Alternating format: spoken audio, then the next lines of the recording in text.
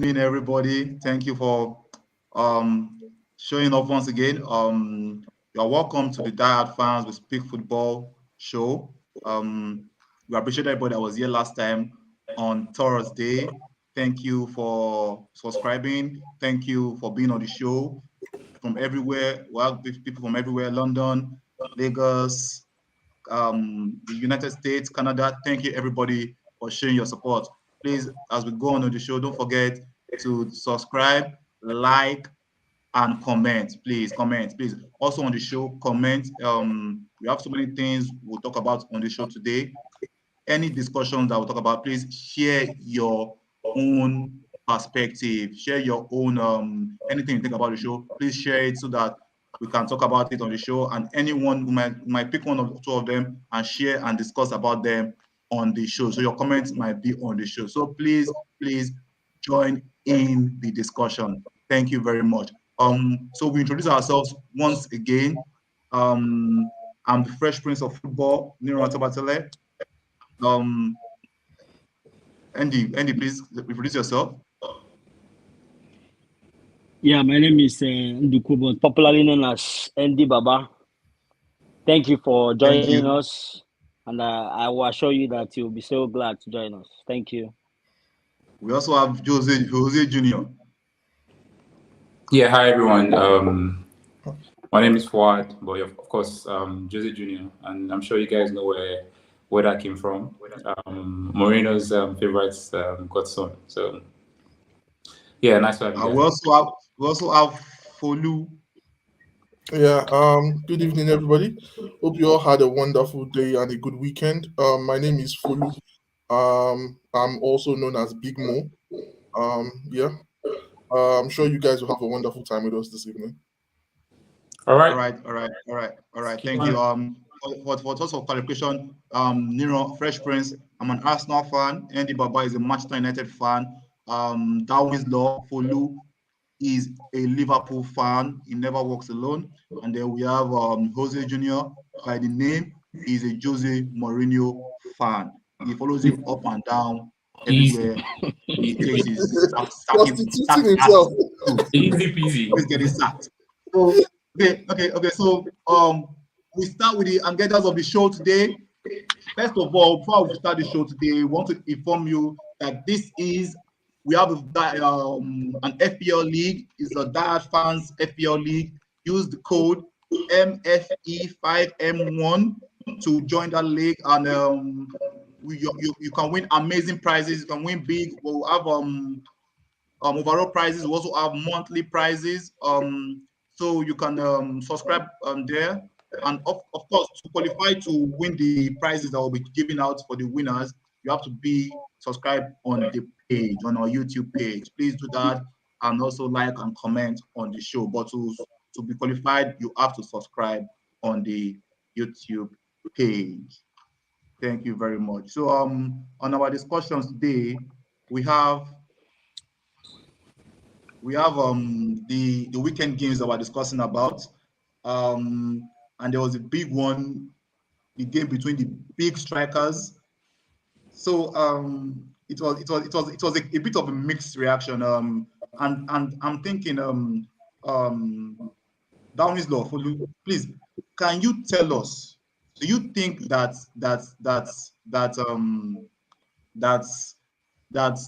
the decision by Jurgen Klopp to start Nunes on the bench pay dividends? Do you think so? Yes, obviously, with his lovely looping header. I'm sure from the results, anyways, we can see that yes, it paid dividends. From the news and the interviews that Darwin has had in the past few days, he's explained that he's had some anxiety issues about performing on coming to the new team.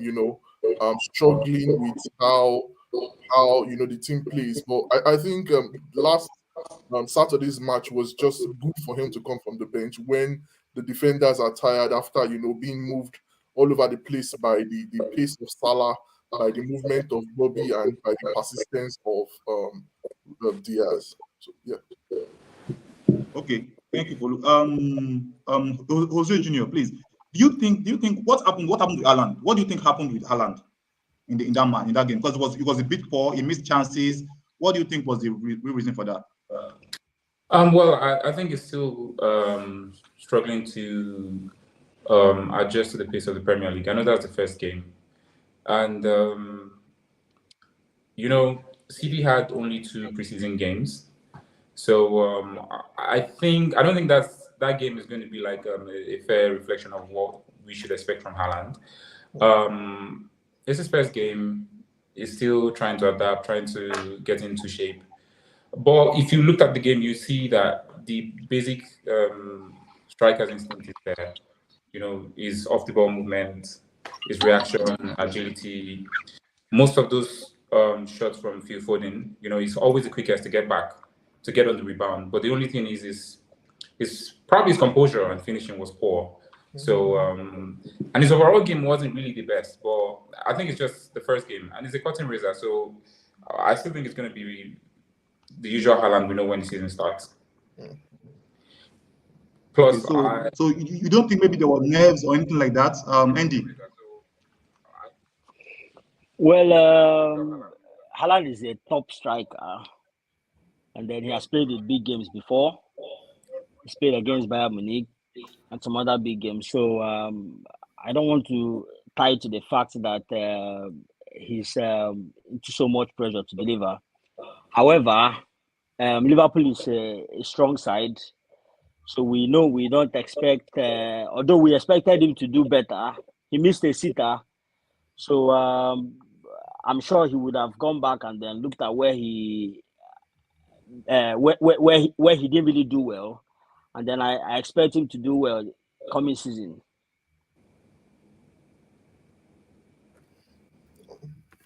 Because look at that chance. That was a very okay.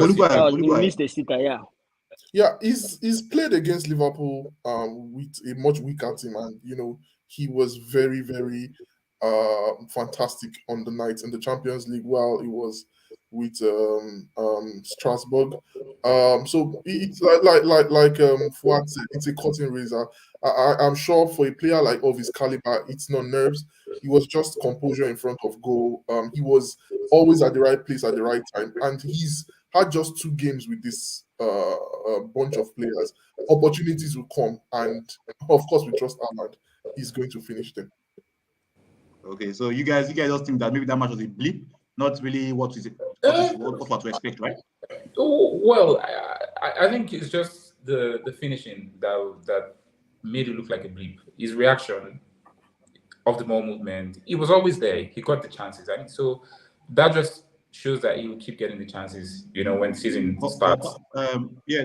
That being said, personally, I think I told you guys during the match when we were watching the match that there was a bit of a disconnect between himself and the City midfield, because for the past 2-3 years, but Pep has usually played with a false 9, not really having a striker in front. So the striker is always part of the midfield in essence. But in Alan's case, it was a bit disconnected. In the first half, he touched the ball just about 8 times. I think that's very, very low for a Pep striker. Other strikers can touch the ball 8 times and score 2 goals. But I don't think Pep wants that. Pep wants a striker who wants to play with the team. Are you guys agreeing with me? So maybe he still has a lot of adapting to do. Maybe that's why Pep decided, okay, I'll play him 90 minutes 100%. So that I can even learn more in the team. Yeah? Okay. Yeah, but thank you very much for that guy. So between these 2 teams, do you think these 2 teams are the teams that we're still going to look forward to in terms of the EPL title, guys? Folu, go ahead. Yes. They've been doing it for years. Out of I think the last 5 EPL tournaments, Man City has won 4. Liverpool has always been close behind and won just 1. The other clubs have improved their squad, improved the quality of their players, strengthened themselves. However, I think the distance of the Premier League, I mean the length of the Premier League will tell on the new players, and it's still the two of them, but the distance would not be as much as 18 points between second and third like last year. So maybe 6 points, 10 points, but not as much as 18 points. Jose Junior, what do you think? Well, the games between Liverpool and City, to me, is a showcase of excellence in football. That's like the defining game in today's Premier League. Like Folu said, in the last 5 years, they've been the dominant side. I still think City is clearly above the rest, including Liverpool. Liverpool is slightly there, but that depends on how well Nunes performs. The other teams, a lot of them have strengthened well, to be honest, but it's a case of one of them fighting to be the best of the rest. I don't see any of them really getting that close to these two, except, of course, we've still got like 30 days left in the transfer window, except we see a team like Chelsea making some massive recruitment. But if you look at the gap difference between the top two teams and the other ones, I don't see any of them really covering that gap that much with the kind of recruitment they've made so far this season. Except Arsenal comes up with a surprise anyway. Okay, thank you for that, Jose Junior. Personally, I think I want to make a bold prediction now. Yeah, because to be honest, Arsenal have had a fantastic preseason. Yeah, and personally, I feel that at this stage, looking at things at this stage, I think if we're going to look at a team that could be in the mix within those two, I think it's going to be Arsenal. Do you guys think the same? Andy, please, what do you think about that? Well, to be honest, Arsenal, they've really done well in this transfer window. They've done massive recruitment. The signing of Gabriel Jesus from Man City, Zinchenko, and personally for me, I think Saliba coming back is also more like a new signing as well. And he has been able to cover for the defense. If you look at Arsenal's preseason games, they've been scoring a lot of goals. They've not been conceding so well. So that's a big statement for me. So in my opinion, I know it's not going to be easy because we've got the likes of Liverpool and Manchester City, who we know will definitely do well.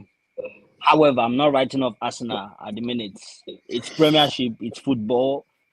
Anything can happen. So I expect Arsenal to do very, very well this season. So what do you think Arsenal will finish? Andy, what do you think Arsenal will finish? Well, on paper, because of the players, Man City, Liverpool, I think Man City and Liverpool are up there. Then Arsenal should be coming.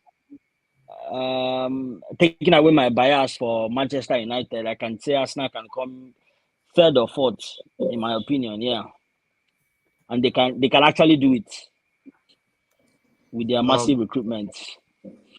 Okay, thank you. Follow. What do you think? I think they're still pretenders, to be honest. A world-class manager, they don't have one. Players, sorry? I was about to convulse. No, they don't have one. We're talking about managers like Pep. They are going against Pep. They are going against Jurgen Klopp. They are going against Conte. It's not just going to happen. And luckily, there's the World Cup this year. So yeah, they might have a bit of joy because I'm not sure most of their players are going to the World Cup. Of course, Saliba won't go.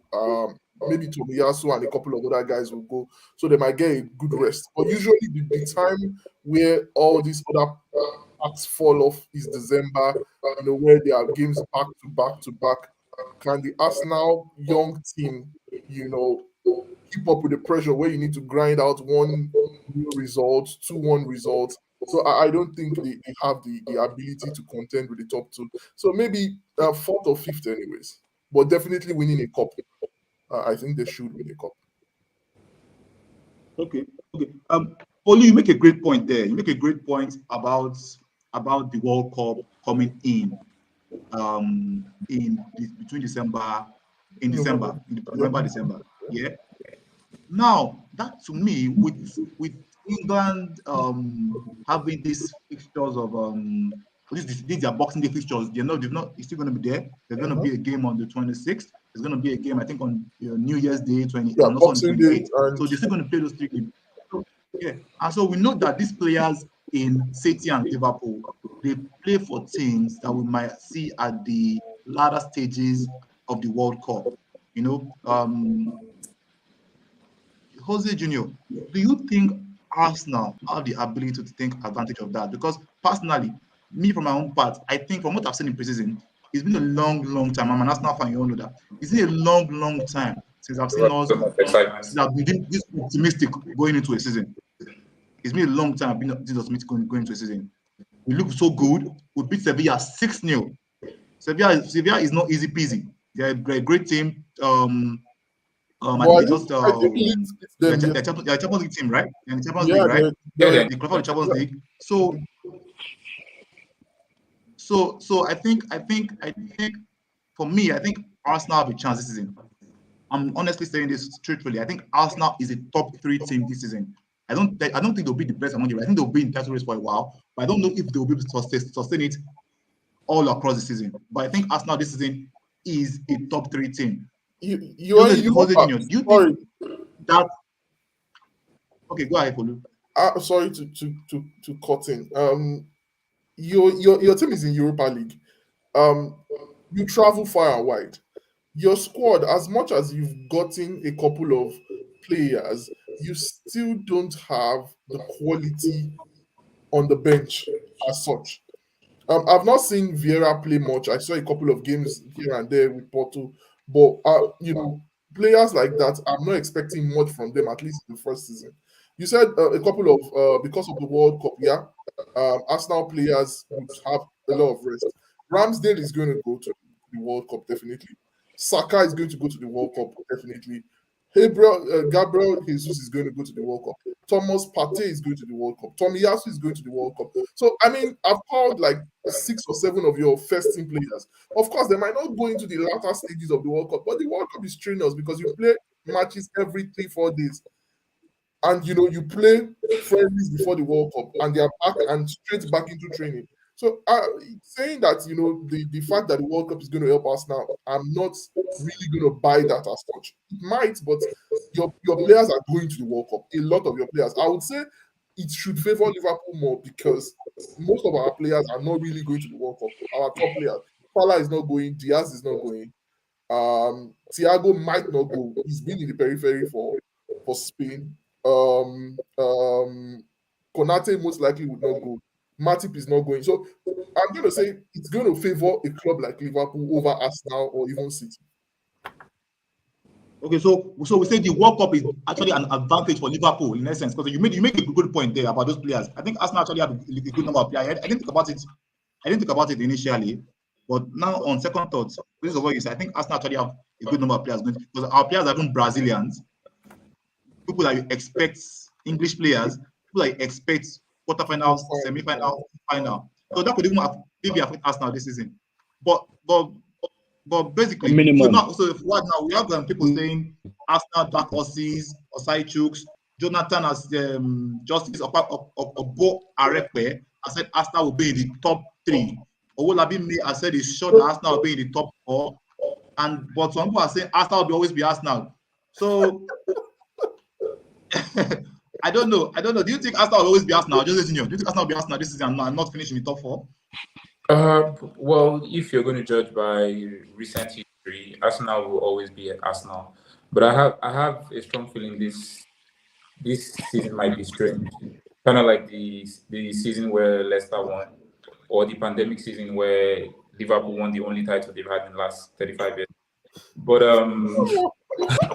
but the thing is, Folu made a good point. I don't think the World Cup will make significant difference in the teams because most of those top teams have a lot of players playing in the World Cup, and of course they will go to the training camp. They'll spend time there, so they will have the same level of accumulated fatigue regardless. But what I think will affect Arsenal more is how they cope and manage their Europa League journey. if they really take Europa League very serious, which from what I heard from a lot of your players, they've been saying they really want to get to the final, they want to win.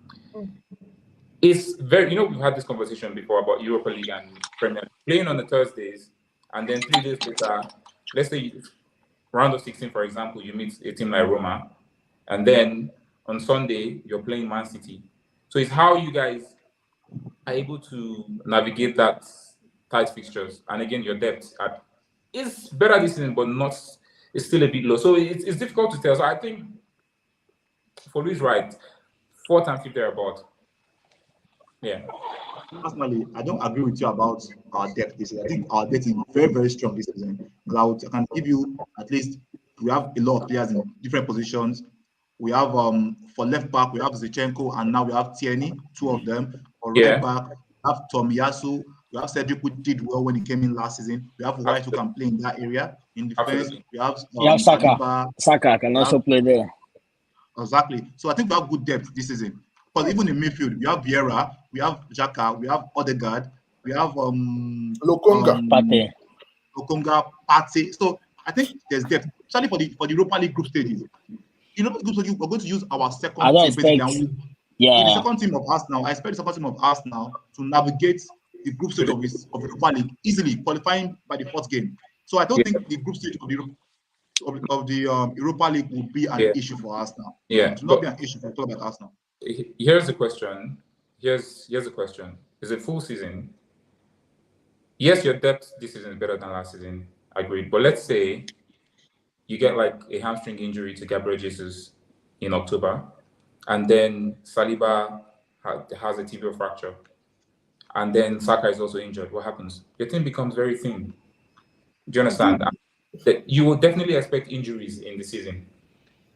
So the depth might be more, but in terms of quality, I think you guys still need a little bit more, especially on the flanks and in attack. Okay, that's understandable. Okay, the highest goal scorer of all Premier League teams, the highest goal scorer in preseason is Gabriel Jesus. He scored 7 goals. 7 goals in 4 games. We spoke about him last time before the Sevilla game where he got the hat-trick. We said he will get between 15 and 18 goals. Has anybody changed their mind? Andy, how many goals do you think Jesus will get? Considering that well, hat-trick I still maintain. I still maintain what I've said earlier. Between 15 to 18 goals in the Premier League, and then I think it's fair enough for me. He's been quite good, so we expect him to replicate that same form in the preseason to the start of the season. So if he continues that way, then I still give him 18 goals. Yeah. Okay. Of course, it's a prediction anyway. So, Jose Junior, you said how many goals do you think you get? I think it's going to be. I may not be able to put a figure to it because, Premier League is very difficult. The goals are not too much lately, but he will be among the top goal scorers because the creativity. All right, thank you for that. Folu, what do you think about Jesus? I agree with Jose. Probably, usually top goal scorers between 18 and 23 in the last few years. So you should be somewhere between 18 and 18 anyways. So having said that, most of the goals I've seen him score in the friendlies or the preseason are mistakes from that teams that Premier League teams would really make. I'm not saying he's not going to score a lot of goals. Of course. Yeah. Left one, go ahead. Sorry to interrupt you. That is partly weakness of the defender, but Jesus' quality. Jesus has so much agility. Those goals that he has scored from defensive mistakes from defenders, he scores those same goals versus Liverpool, versus Madrid, versus in Champions League. He's always quick to get the ball. Thank you for that. Those are quick reaction goals. Quick reaction, and in those moments you have to control the ball quickly and finish it very well in split second, and does that very, very well. I agree with you on that point. I'm not biased. I'm an Arsenal fan, but I'm not biased. I agree with you on that. Biased. You can't help yourself. We talk so much about Arsenal. Let's move on to the show. So we talk about Sadio Mane now. Mane scored on his debut. He took no time. It was an emphatic finish, although it was a tap-in. Bayern Munich won 5-3 against Leipzig. Jose Junior, what do you pick up from that game? Well, I don't know. It's what we expect from Mane. Of course, I don't expect lots of goals from him, but I expect the attacking fluidity from the team to be better. So I couldn't really say much. Easy goal for him. Yeah, that's what I can pick from the game. Okay. What about you, Andy? Yeah, Mane has been up there, so we expect him to still do the same thing for Bayern Munich. Uh, so scoring in that fixture is also a big statement, telling us that he's here to do it in the German league as well, just as he's been doing in the Premiership. So we expect Mane to still give us a lot of goals in the German league. Okay. So for you, do you think you guys missed him, or you guys might miss him this season? Of course. And I might add, I'm not sure, but I think Metz was the only team he played for that he didn't score in his debut, anyways. So yeah, it's a norm for a world class player like Mane. Back to the question. Yes, we miss his pace. We would miss his creativity. He drags players away from Salah. He's so strong on the ball. I was listening to a German reporter who said that the only thing he was taking away from the match was it was very hard for people to take balls away from Mane. When he gets the ball, he was always strong on the ball. He didn't do much in that match, to be honest, apart from scoring the goal. But I mean, I'm sure he's going to do well in Bayern. And Liverpool will miss him. We have to move on. It's life. Players come, players go. The club has to find a way of moving forward. And in that way, I'm sure we are going to do very well. Thank you very much, Olu. Thank you for that. So we're going to move on again further to the show, to the big one we were all talking about. So the transfer window, the season is starting very soon, although the transfer window doesn't close until the 31st of August. But based on what has happened so far, Andy, who do you think has had who has done the best business so far in the market? Yeah, I would say Barcelona. They've done some massive recruitment. Kessie, Lewandowski, Rafinha, Christensen, Kunde, and then I think they're still in the market trying to still get those big signings as well. Bernardo Silva. So personally, for me, I think they've really done well. I think they are the winners. Yeah, they are the winners. I think they're still going for Bernardo Silva. They are still also going for Alonso and Aspilicueta. So if they can get those two people, then to be honest, I think they won this transfer window. It's one thing winning the transfer window, and then another thing is actually getting these people to deliver. So if these guys can deliver like they've been doing in their respective clubs, then I think we can now confidently and say they have won this transfer market. Let's even forget about delivery now. But as it is right now, they have. Okay. So to use Barca, but for me, so they are the winners for me. Yes, Barca has done good business. There's no doubt about that. But we heard that Barca personally don't have money. You understand what I'm saying? That will be told all summer. And even now that they've signed these big players, these big names, these fantastic signings that they've made, the story still is that if they do not lose one of their highest earning players in De Jong, they might not be able to register some players. Jose Junior, you also think Barca has had the best window this summer? Absolutely. But what if they are not able to register players? Categorically say that they've had the best window. If they can't register those players. No, if they are not able to register some of those players, then it's difficult to say they've had the best window, because the essence of a good window is to be able to use the players you buy. So if you can't use the players, then you've just bought liabilities and paying them for doing nothing. But I think they'll be able to get rid of some of those players like Frankie de Jong, or they might just easily loan some rotational players of last season into some teams in La Liga. That's what I think will happen. But don't forget, they're still looking to get Bernardo Silva, so I'm sure they have something planned. All right. Thank you. Sorry to just. Okay, go ahead, Andy. Yeah. Go ahead, Andy. I don't want to think that they've made these signings knowing at the back of their mind that they won't be able to register these players. I want to believe that they have a plan, and before the 31st of August, trust me, they will be able to get these things over the line. So fingers crossed, and then let's see what happens. Okay. So the question goes to Folu now. Which team has had the best transfer window for you? This might sound like a contradiction, despite the fact that I said they will probably not make the top four. I would say Arsenal has had a very fantastic transfer window. Getting in wonderful players from Man City, Gabriel Jesus, like you said, 7 goals in 5 matches in preseason, a predator in the box. I'm sure most of the goals that Haaland did not put in on Saturday, Jesus would have at least put in 1 or 2 of those balls. Alex Zinchenko, fabulous footballer, can play both as a left back, as a midfielder, highly intelligent. Arsenal has actually, I would say, they've looked at their weaknesses and tried to sort them out.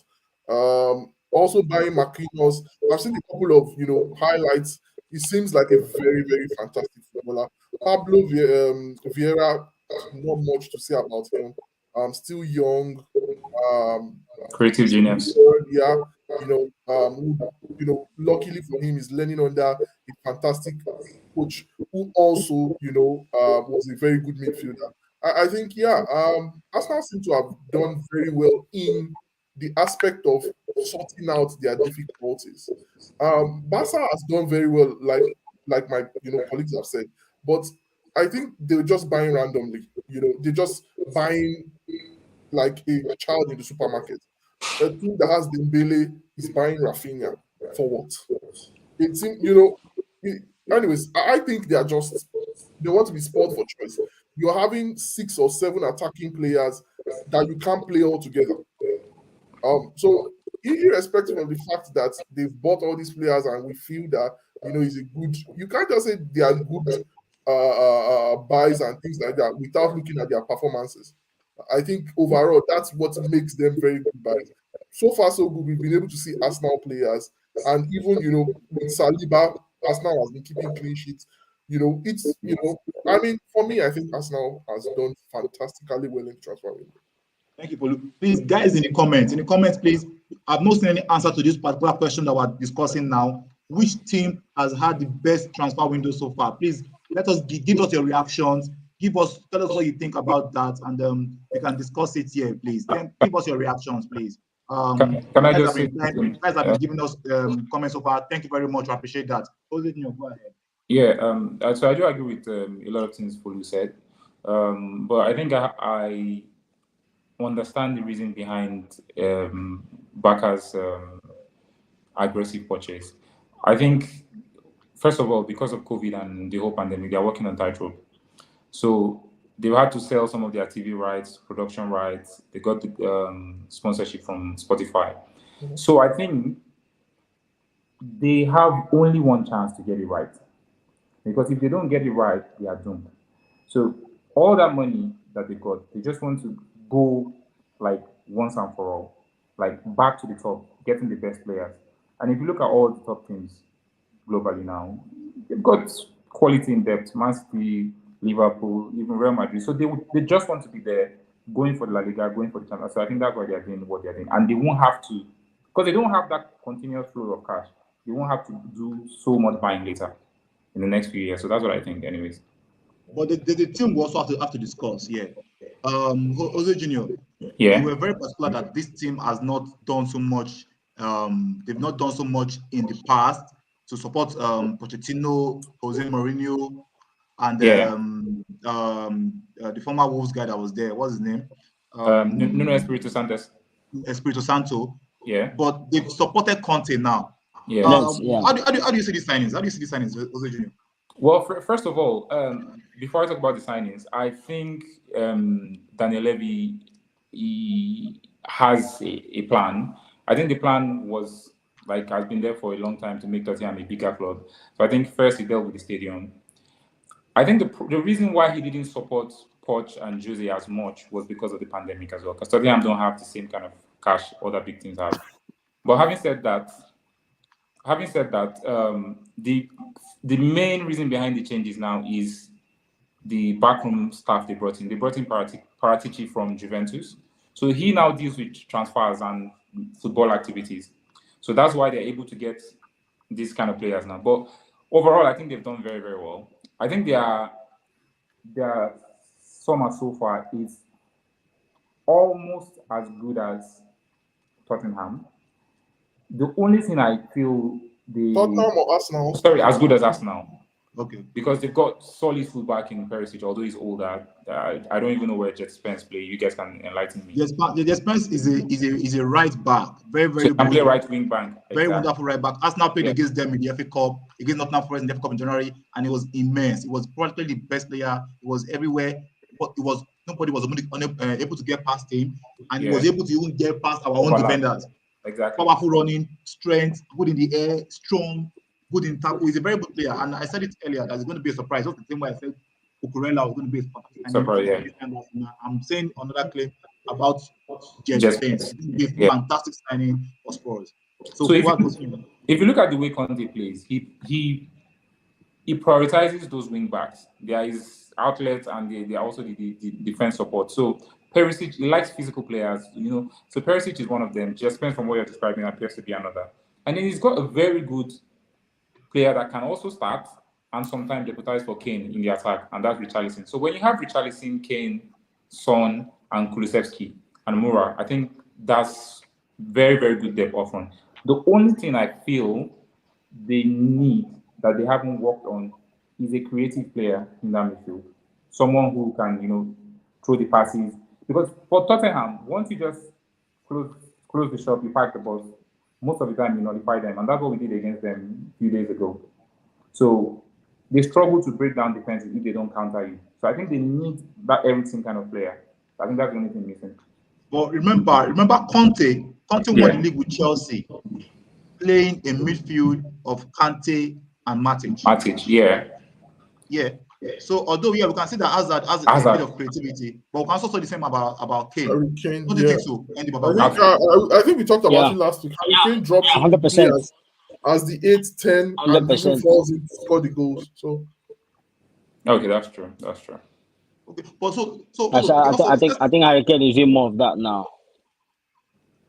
Okay, thank you on that, guys. So from what Ward has said, I think Tottenham also is a team that will be taken serious. I think that top 4 battle this season is going to be very, very, very intense, especially if all these teams get their acts together. Although we're still going to talk about this next before in the preview season preview show.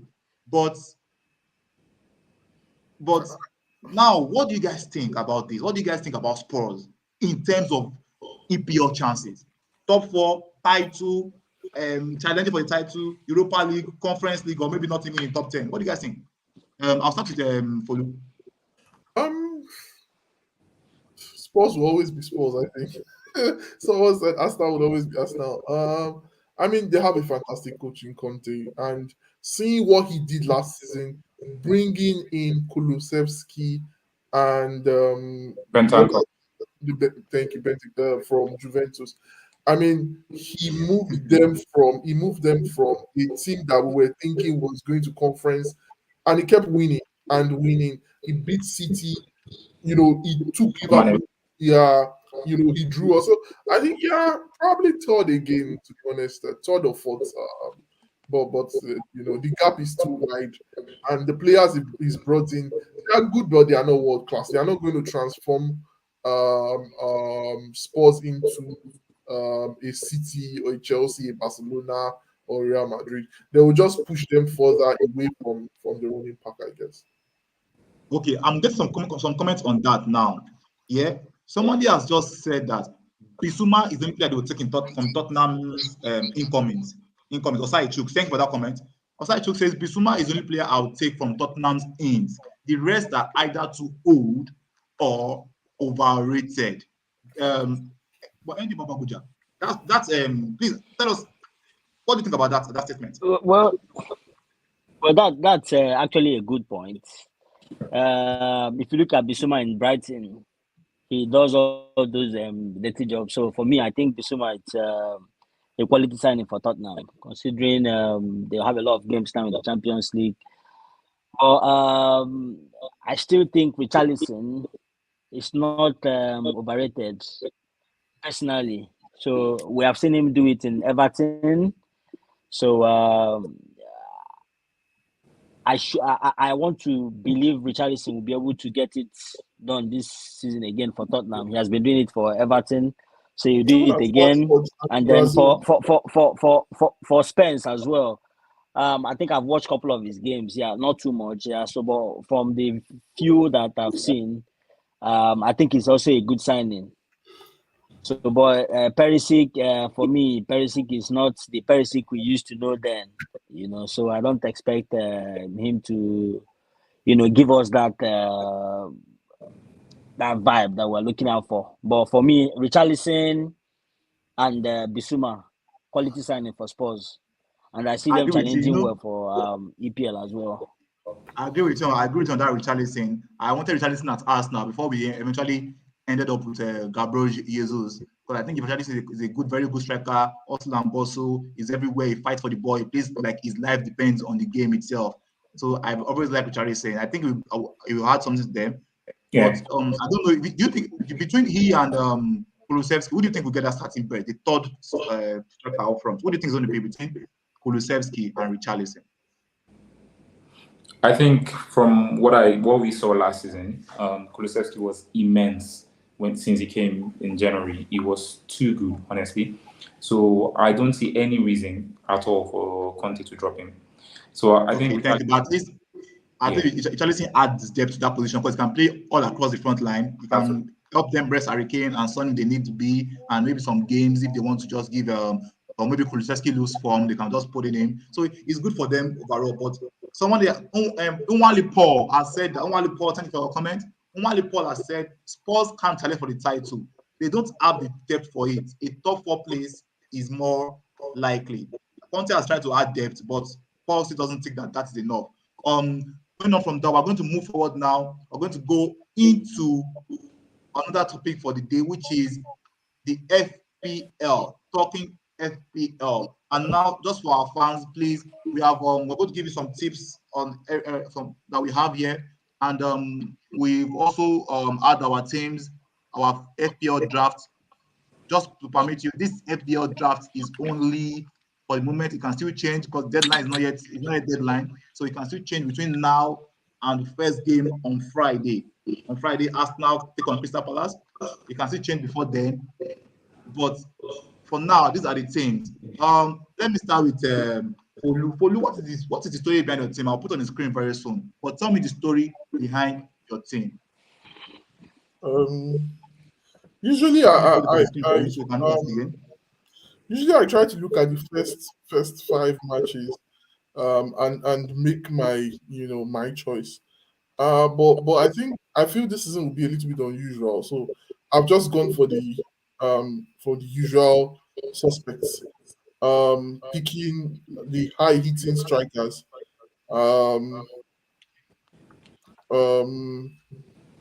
Hurricane, Haaland, and of course we said Jesus in preseason. He's looked like the real deal.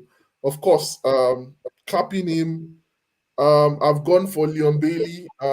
Pace. I think he came in last year. So much was expected from the Jamaican. Pace, finishing. While he was in Germany, he was one of the most revered wingers or forwards. I hope, my hope is that Gerrard will be able to get the best out of it. Obviously, I got it because it was more cheaper. I think about 5 million. So I just went with the usual suspects and looked for the likely players to add spice that I know that would either score or assist. I've gone for KDB. If you play Fantasy Premier League and you don't have KDB, then I don't know why you are playing Fantasy Premier League. There are players that are sacrosanct. You either have one of KDB or Salah. Being a Liverpool fan, I just want to hold off Salah for a bit. Then let's see what KDB can do with Haaland. Follow, that's something that comes immediately to mind in your team. You get first of all, you have three premium, the most premium of premium strikers, three of them in your squad: Haaland, Jesus, and Harry Kane. I'm not joking around. I want goals. But in your midfield, you don't have a player that everybody thinks is a must to have, which is Mohamed Salah. But you said you went for De Bruyne instead of Salah. Yeah. But what you said because you're a Liverpool fan. So you don't you didn't think the City have more easier games? Is that why it was just, or is it because you're a Liverpool fan playing? I think maybe I take Liverpool too seriously, I guess. And I don't want to be too tense, I guess. That's why. Is it that you pick one of the two, De Bruyne or Salah? I've picked KDB because I know he's going to give Haaland a lot of assists. I mean, those in-swinging balls from the right. We saw a lot of the opportunities he tried to create from the community shield. But this, like you said, this is not the last draft. Things can just occur in my mind, and I'm like, oh, let me change to Salah before the match starts, obviously. So for your captain, you have your captain as Jesus now. Is that nailed on, or is he still? I can see your vice captain is also Jordan Ederson, the new signing for National Forest. I've not touched on that. I think I do my captains the day of the match. It's just something that I'll think about, and I'll just pick somebody randomly. I don't think it's going to be according to the fixtures. I'm just going to pick somebody really. Okay. Thank you, Folu, for that, for your team. Very informative. Andy, this is your team. Andy, this is your team. Can you take us through the team, please?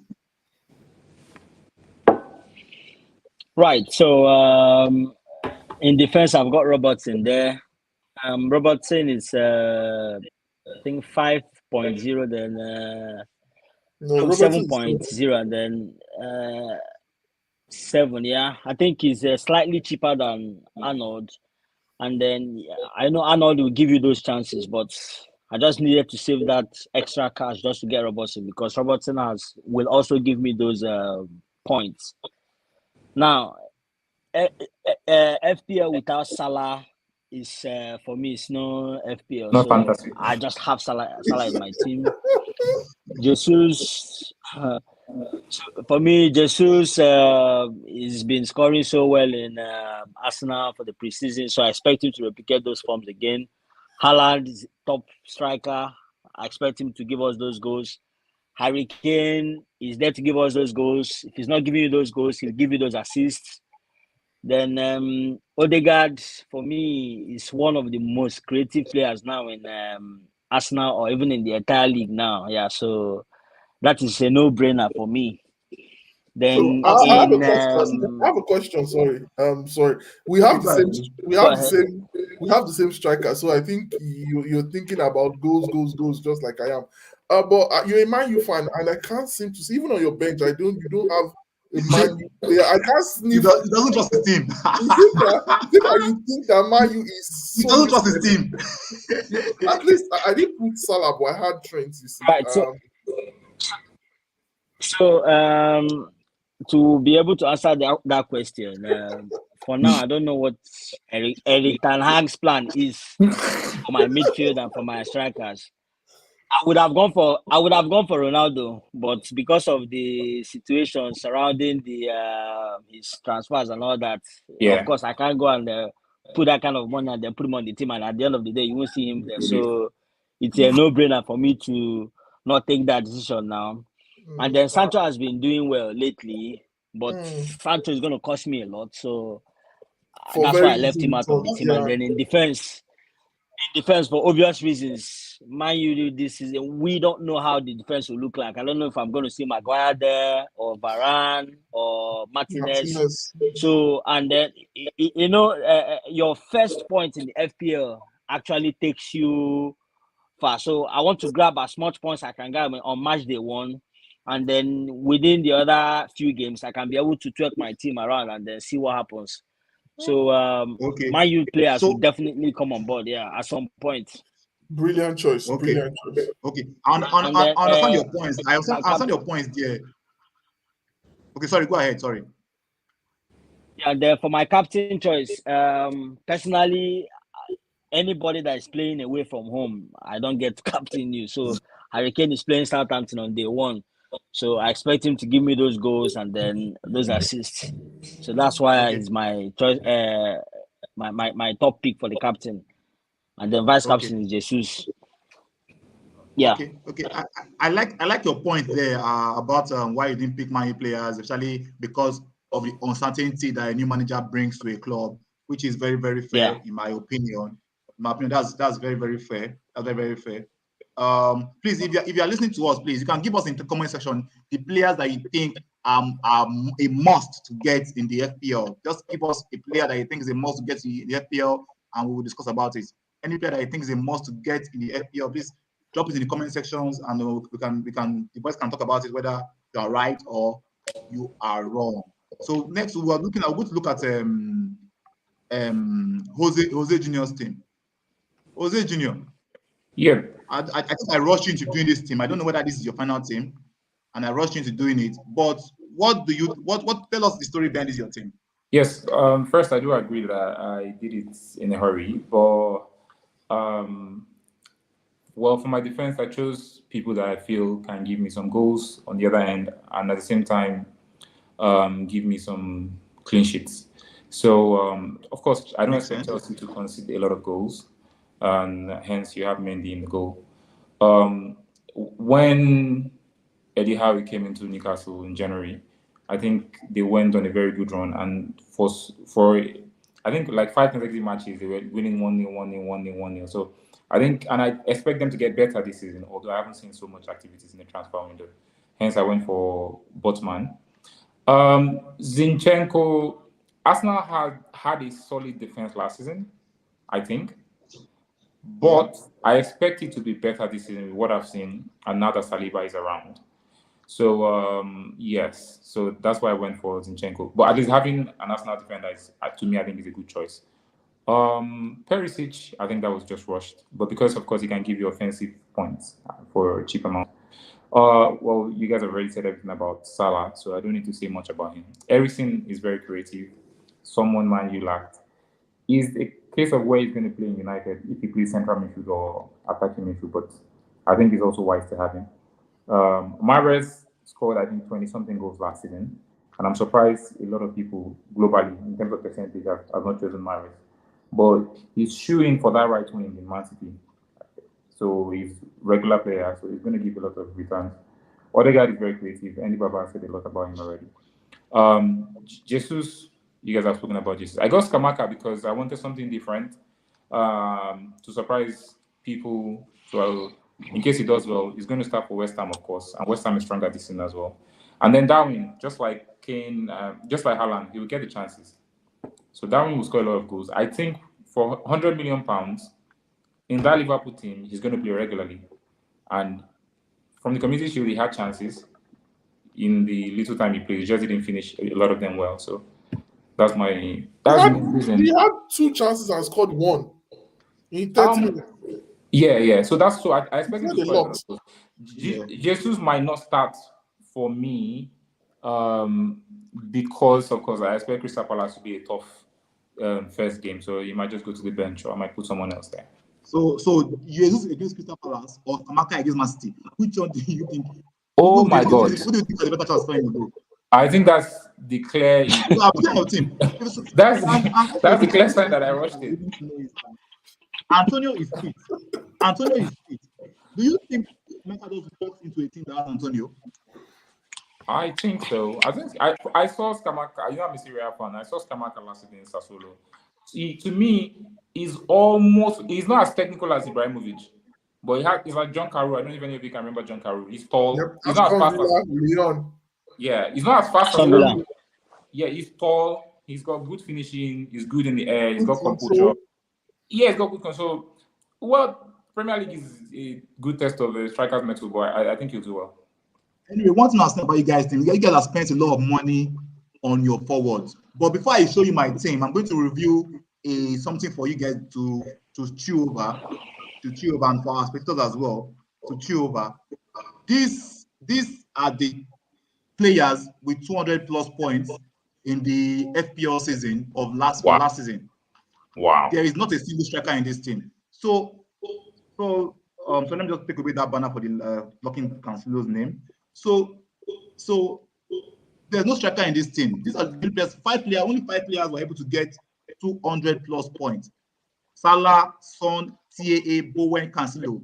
Three midfielders and 2 defenders. But you guys have spent a lot of money on strikers. So I don't know. Do you guys think that this is going to be different? I want to know. I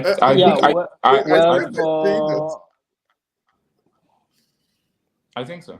Go ahead. Personally, for me, I think. I think so. Because, go ahead. Yeah, I think so because even from the summer shows that most of the teams are going heavy on centre forward this season. Liverpool, City, West Ham. So except Chelsea, even Arsenal. So I think so. I think Nunes and Haaland will score. Okay. So let me. In my opinion. Go ahead, Andy. Now, go ahead. Okay, so in my opinion, Jesus last season was almost like playing out of position for Man City. He's not got that first 11 player, but in Arsenal now we expect him to be their main striker.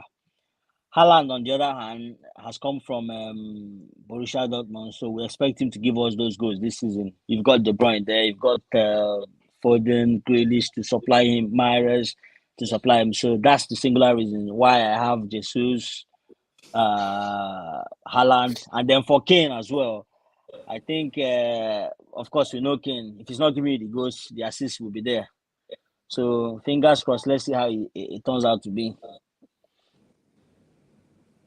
I can see the response to your teams there by our fans. They don't think you're ready for FPL at all. So you need to call your team again and maybe make a few changes. They should be expecting a shock. These are 3 players that people think are a must. Trent, KDB, and Salah. But I think it's going to be very, very difficult to fit in Salah and KDB in a midfield in FPL. That's already £25 million being spent out of 100 million. Good, yeah. So that's very, very, very difficult. So anyway, let's add Trent Street. What do you say? And if you now add Trent Street at 7.5 million, then exactly. So it's going to be that's a lot. That's a lot of money. So here is my team. Let me tell you guys about my team. First of all, I have David Raya in goal. I think Brentford are very good at the back. They defend well. They do a lot of good defending.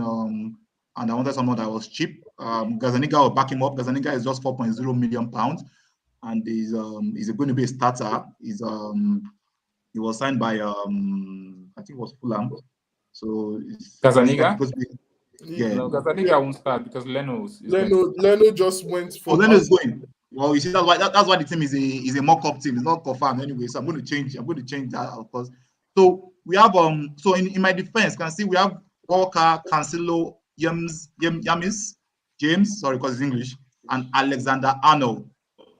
In that defense, I have 2 people that got 200 plus points last season. In my team overall, after the 5 people who had 200 plus points, I have 4. I think is it 4 or 3? 4 of them. Yeah, I have 4 of them. Cancelo, Alexander Arnold, Mo Salah, and Jarrod Bowen. And of course, because everybody has these 2 players up front, Jesus and Haaland. So just in the early part of the season, you don't want to fall behind too much. Really, I don't really like expensive strikers. So I think Haaland might be my team all season, or between Haaland and Kane, it was very difficult to choose one. But I think because City create more chances, Haaland will probably get more goals, and Harry Kane kind of tends to drop deep nowadays. So I just went for Haaland because of that. Trossard is one player who is constantly above 130, 40 points, and it's just 6.5 million. That's why I've gone for him. My captain for the first day for now is Mo Salah. If my team doesn't change, I'm going to go with this team. then Salah is going to end up being my captain. I'm not going to change For that. the past, sorry, can I chip something in? Sorry. Yes, go ahead. For our fans out there, if you have Salah in your team, I think it would be travesty if you don't cap him, because since Salah has come into the Premier League, every first match of the season he scores, and at least I think out of 5 or 6, he scored 2 goals and assisted at least once in about 3 or 4 of them. So you're sure to get at least a minimum of 27, 80 points. 24, 27, 30 points, sorry. Honestly, I was hoping the season started last week, because Salah had a goal and an assist, and probably would have gotten the three bonus points. Understand? Yeah. So that's 5, 6. So Salah is always, it seems like he's always going to be there, because I think every season he's been in the EPL, he's had over 200 points. So it's almost a no-brainer. But now Salah is almost KDB is another player who definitely will give, but one has to just find a way. All right, thank you for that, guys. Also, so we go back to the normal football season now. Yesterday, the English ladies, they won the European Championships. Follow you're a big follower of English female football. What are your takes from the tournament as a whole? How do you think the tournament has grown? Because Wembley was packed full. So how do you think the women's game has grown over the last few years? My goodness. It's worthy of praise. What's been happening in the past few years. Remember back in the days where we used to watch Messi Akide of Nigeria play, Hope Solo of USA, and the other ladies. Outside USA, female football was not really anything. Even back in Africa, we just concluded our female waffle that was won by the Bayana babes, and now England could sell out Wembley. You know what it means to sell out Wembley? They could sell out Wembley for the female European Championship, and they've won. I think it's something that the authorities should be proud of, but something they should not slack over. There should be more money put in female football. There should be, more promotions and things like that. There should be more adverts using female footballers. Female footballers should get more sponsors and things like that, because, this is something that is so impressive. And congrats to England. Finally football has come home. Either way, it has come home, and that's good for everybody. It was women that brought it home last. Either way, men could not bring it home. We found a way to bring it home. That's the player of the tournament. Sorry, let me just gloat over my team for a while, my club for a while. The player of the tournament was an Arsenal player, Bet Mead. She was player of the tournament, and congratulations to her. Yeah, I think she has 6 goals and 5 assists. And she was top scorer as well. Imagine, that's marvelous. 11 goal contribution. Yeah, 6 goals and 5 assists. They are good forever. There's no argument. Someone said the reason why the women were able to bring it up instead of the men is because they don't have any sports player in their team. Nice one. Oh my gosh. Nice one. That's crazy. Okay, that's good. Yeah. That's good. Okay, so we're going to the end of the show now. Everybody that showed up on the show, thank you very much. We appreciate it. Before we round up, we missed something we plan to talk about. The Dutch Cup. It's just going to be very short. The Dutch Cup. Okay. Ajax and PSV. I made a prediction that Ajax was going to win, obviously, and I'm here to eat humble pie. PSV totally gave them a smacking. And it was. Yes, you were wrong about that. I was the one that got it right. Yeah, I was the one that got it right. I said PSV will win because they have most stable score. I think we got the record. Yeah, the Nigerian player, Calvin Bassey. Calvin Bassey got the record in the game, match, which maybe helped. But it's part of the lack of balance we're talking about, because Calvin Bassey is a new player. You understand? He even came in as a sub, and then he got the record, and then PSV just took it from there. Till Van Nistelrooy is their manager. I just knew as I was watching the game. Van Nistelrooy is their manager, and Till he had the striker who had the hat trick. in the game and led them to a 5-3 win in that game. So basically, we have a comment here. Let me just read this last comment before we go. What was it about? Oh, okay. Some people are rating us here. Thank you guys for the ratings. Thank you guys. I appreciate that. So we're going to say goodbye to you guys. I think they're rating our FPL team. Yeah. Yes, it's our FPL team. So this is our FPL team. Follow your team is 8/10. Congratulations on that. Any Baba 7/10, 5/10, and Leron's team 7.5/10. That is his own opinion. I think my team is the best anyway. I think my team is. Someone just rate me 5.5. Yeah, still a pass. Your team is very, very bad. Okay, so before we go, please, guys, don't forget, please, join our FPL league. Use the code MFE5M1 to join.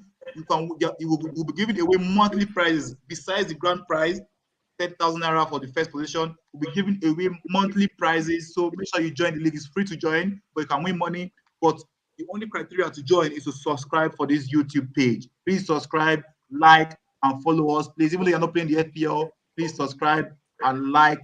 Please, we really appreciate it. We want to grow. We just started. This is our second episode. We would like to grow, please. So please support us. And if you have topics you'd like us to talk about, feel free to reach us on any of our handles. Exactly. Thank you for that. Yes. And a very big thank you to those that have been contributing so far and those that have been commenting. Yes, thank you everybody who commented. I appreciate your comments. So don't forget to join the league and subscribe, please. And also, if you can share as well. We'll see you guys on Thursday at 8 p.m. We'll see you guys. Have a lovely next 3 days until Thursday. We'll meet you for the season preview. Goodbye. All right. Bye, everyone. Thank you.